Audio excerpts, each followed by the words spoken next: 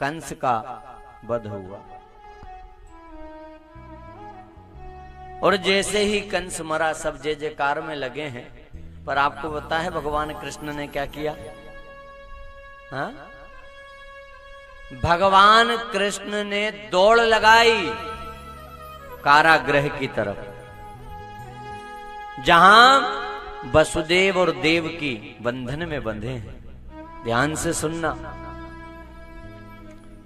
भगवान गए और जल्दी से वसुदेव देवकी को बंधन मुक्त किया। हाँ? भगवान रोने लगे। भगवान की आंख में आंसू हैं। बार बार भगवान क्षमा मांग रहे हैं। वसुदेव देवकी से चरणों में गिरकर, पिताजी मुझे क्षमा कर देना, माताजी मुझे क्षमा कर देना। ध्यान से सुनो, किस बात की क्षमा मांग रहे हैं? कहते हैं कि आप बंधन में बंधे रहे और मैं अब आ रहा हूं, मुझे धिक्कार है। हाँ, और बसदेव जी समझा रहे, कोई बात नहीं कन्हैया, आ तो गए, कोई बात नहीं लाला, आ तो गए। नहीं पिताजी, मैं लज्जित हूं, शर्मिंदा हूं। और कितने लोगों को धिक्कारा है। ध्यान से सुनना, भागवत में बड़ा सुंदर श्लोक है। कितने लोगों को धिक्कार है? मातरम पितरम वृद्धम भार्याम साध्वी सुतम शिशुम गुरु विप्र प्रपन्नम च कल्पो बिभ्रच्छ वसन मृतः। कितने लोगों को धिक्कार है? ध्यान से सुनना। मातरम पितरम, सबसे पहले यही लिखा। हाँ, जो माता पिता का सम्मान ना करे, सेवा ना करे, प्रणाम ना करे, सम्मान की रक्षा ना करे, आदर ना करे, कहना ना माने, उस औलाद को धिक्कार है। हाँ, जो वृद्धों का सम्मान ना करे, बुजुर्गों का सेवा ना करे, उसको धिक्कार है। भार्या, जो पत्नी का ध्यान ना रखे, उसको भी धिक्कार है।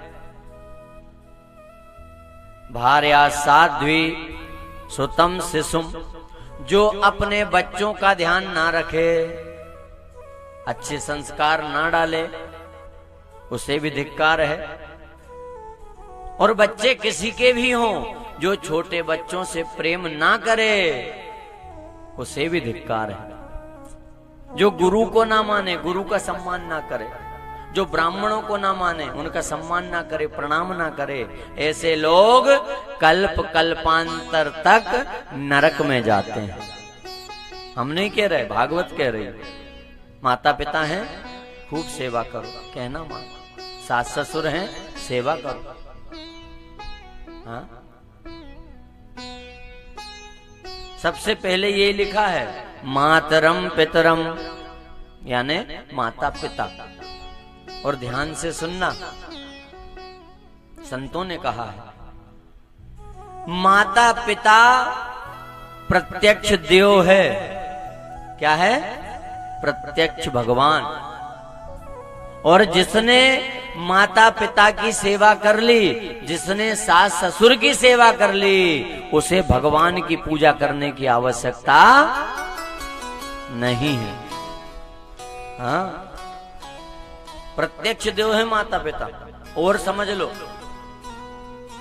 क्या दुनिया में बाकी सब बार बार मिल सकता है, पर माँ बाप दोबारा मिल सकते क्या?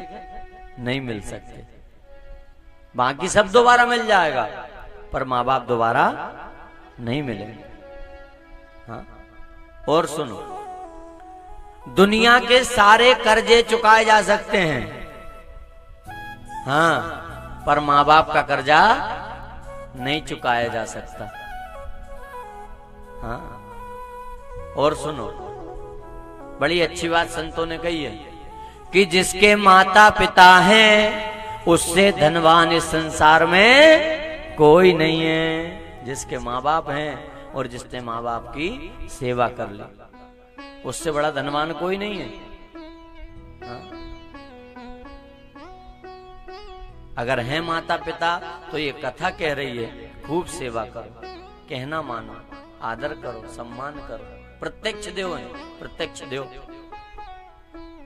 और घर में माँ बाप दुखी हैं, सास ससुर दुखी हैं, कष्ट भोग रहे हैं, और ये भगत बना फिरे, कोई मतलब नहीं। पहला कर्तव्य है माँ बाप की सेवा, ध्यान रखना। हाँ, और ये हर पत्नी का कर्तव्य है। क्या? कि अपने पति को प्रेरित करे माँ बाप की सेवा के लिए। हाँ, और ये क्यों करना, समझ लो। आप चाहती हो कि नहीं चाहती हो कि आपका बेटा श्रवण कुमार बने? जल्दी बोलो। श्रवण कुमार का नाम सुना है? श्रवण कुमार, जिसने माँ बाप की सेवा की। हर माँ चाहती है साहब हमारा बेटा श्रवण कुमार बने, चाहती है कि नहीं? चाहती है। पर कोई पत्नी नहीं चाहती कि उसका पति श्रवण कुमार बन जाए। ये गड़बड़ है। और यदि आप चाहती हैं आपका बेटा श्रवण कुमार बने, तो आप अपने पति को श्रवण कुमार बना देना, आपका बेटा अपने आप श्रवण कुमार बन जाएगा। ये व्यास गादी कह रहे, क्योंकि वो देखेगा ना, वैसे ही सीखेगा। हाँ, और यदि आपने अपने माँ बाप की सेवा नहीं की है तो उम्मीद मत करना कि आपकी औलाद आपकी सेवा करे, याद रखना। और ऐसे नहीं समझो तो दूसरे तरीके से समझ लो। एक चौपाई सबको याद है, कर्म प्रधान विश्व करी राखा, जो जस करहि सो तस फल चाखा। यदि आप सेवा करोगे तो आपको सेवा मिलेगी, और नहीं तो उम्मीद मत करना। हाँ, पढ़ लिख गए, शादी विवाह हो गया तो भूल गए। क्या भूल गए? माँ बाप को। वही बात याद रही, वो कहते ना, कहावत चलती है क्या, हम दो और हमारे दो, और वो दो कहां जाए जो तुम्हें दुनिया में लाए। हाँ? अरे कर्म प्रधान है संसार। आपने अगर की सेवा माँ बाप की तो आपकी सेवा होगी, याद रखना। जैसा बोएंगे वैसा ही काटेंगे।